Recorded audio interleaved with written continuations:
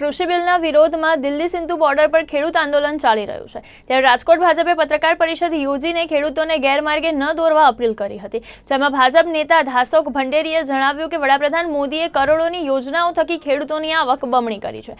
સ્વામિનાથન આયોગના રિપોર્ટ પ્રમાણે આ કૃષિ બિલ પસાર કરવામાં આવ્યું છે। ખેડૂતોના હિતમાં કેન્દ્ર સરકારે નિર્ણય લીધો છે તે બાબતે ખેડૂતોમાં ભ્રમ ફેલાવવાના બદઇરાદા સાથે કોંગ્રેસ વિરોધ કરવા નીકળી છે।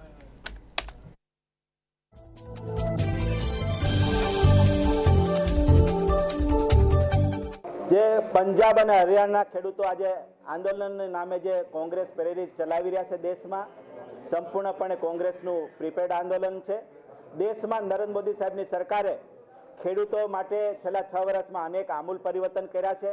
પ્રધાનમંત્રી કિસાન સન્માન નિધિના માધ્યમથી વર્ષે 75,000 કરોડ રૂપિયા ખેડૂતોના ખાતામાં 6,000, 2,000 રૂપિયા લેખે આવે છે। કૃષિ સુધાર બિલના રૂપમાં જે કાગારોળ કોંગ્રેસ કરે છે વાહિયાત છે। આ સંપૂર્ણપણે સંસદમાં ચર્ચામાં મંજૂર થયા પછી બહુમતીય બિલ પસાર થયું છે। માર્કેટ યાર્ડ એપીએમસી પણ ચાલુ રહેશે, ખેડૂતો એપીએમસીમાં પોતાનો માલ વેચી શકશે અને એમને નવી જોગવાઈમાં પણ ખેડૂતોને સ્વૈચ્છિક રીતે બહાર માલ વેચવો હશે તો પણ વેચી શકશે। એવું જ પોતાના ખેત ઉત્પાદનો છે, જણસ છે, એ કોઈ મોટી કંપની સાથે કરાર કરી શકશે અને પોતે નક્કી કરે ભાવ સાથે કંપનીને વેચી શકશે।